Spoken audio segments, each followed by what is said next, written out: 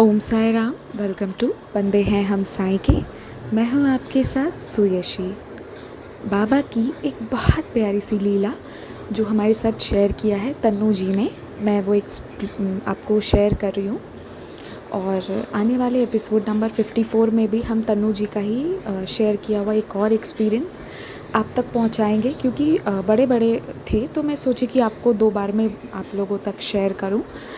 इसीलिए तो होता ये है कि वो अपना सबसे पहला अनुभव हमारे साथ शेयर किया है सबसे पहले उन्होंने, जिसमें वो ये बताती हैं कि वो एक बार किसी उनकी पड़ोस की आंटी के घर पे बाबा की पूजा हुई तो उद्यापन हुआ, तो उन्होंने बाबा की एक पुस्तिका और केला प्रसाद दिया था। ये बात तब की है जब वो 10, 11 या 12th के, मतलब बोर्ड स्टूडेंट थी, मोस्ट प्रोबेबली 11-12th में होंगी, तब की बात है।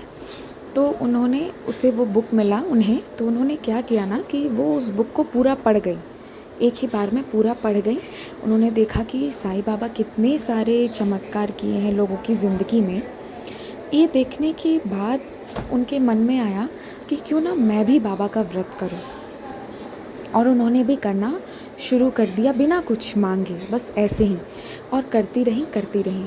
फिर क्या हुआ, उनकी 12वीं की बोर्ड की परीक्षा थी, यूपी बोर्ड था, और उस समय में बहुत स्ट्रिक्ट चेकिंग होती थी।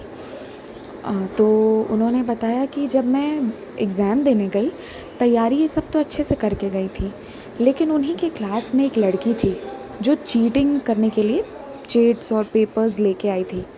तो तन्नू जी जब ये एग्ज़ाम दे रही थी तो वो लड़की पकड़ी गई, और फिर मतलब कि जब पकड़ा जाते हैं तो कितना ड्रामा होता है क्लासरूम में कि इसने चीटिंग किया, तो हाई ऑफिशियल्स आते हैं, कैसे कैसे तरीके से चेकिंग करते हैं। वो उस लड़की का वो सब होता हुआ देख के इतना घबरा गई कि उन्होंने ना ठीक से पेपर ही नहीं लिखा, और वो श्योर थी कि अब मुझे फ़ेल होना है।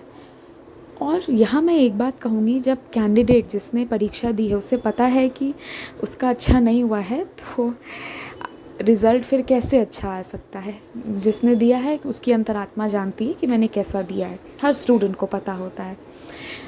तो उन्होंने जब दिया तो वो बहुत डर गई। रिज़ल्ट का टाइम आया और वो सोच रही हैं कि बाबा अब मैं क्या करूं। उन्हें तब बाबा का याद आया कि मैं बाबा से कहती हूँ। उन्होंने कहा कि बाबा बस मुझे पास करवा दीजिए, फ़ेल का धब्बा कोई नहीं लेना चाहता है। एक तो ईयर बैक ये वो, ऊपर से लोग क्या कहेंगे, और लोग क्या कहें क्या नहीं कहें, पर हर कोई पास हो जाना चाहता है कम से कम। तो उन्होंने भी बाबा से कहा कि बाबा अगर मैं पास हो गई तो मैं 9 गुरुवार का व्रत करूँगी। और जहाँ वो 33 मार्क्स के लिए तरस रही थी, 33 मार्क्स पे पासिंग था, वहाँ उन्हें आए 60 मार्क्स, और वो अच्छे तरीके से बोर्ड में पास हो गई थी। जब उनके पापा उनका रिज़ल्ट हाथ में ला के दिए तो वो शॉक्ड थी कि मैं पास हो गई हूँ। और उन दिनों क्योंकि घर पे इंटरनेट नहीं उतना होता था अभी के टाइम के जैसा, तो वो साइबर कैफ़े में गए आए। मैं इमेजिन कीजिए कि वो सीन कैसा रहा होगा, धक धक धक धक धक धक हो रहा होगा कि क्या होगा क्या नहीं होगा। पर बाबा की कृपा ऐसी होती है। और पता है, आप जो स्टूडेंट्स मुझे सुन रहे हैं वो ये सोचेंगे कि अरे वाह, बाबा तो पास कर देते हैं तो मैं पढ़ूँ ही नहीं, बाबा से कहूँ। ऐसा मत कीजिएगा। जितने भी स्टूडेंट्स मुझे सुन रहे हो, एक बात सुनिएगा, यहाँ पे तन्नू मैम जेन्युइन थी, उन्होंने मेहनत की थी। वो सिचुएशन पे पैनिक हो गई, तो उनके उस पैनिक से बचाने के लिए बाबा आए थे।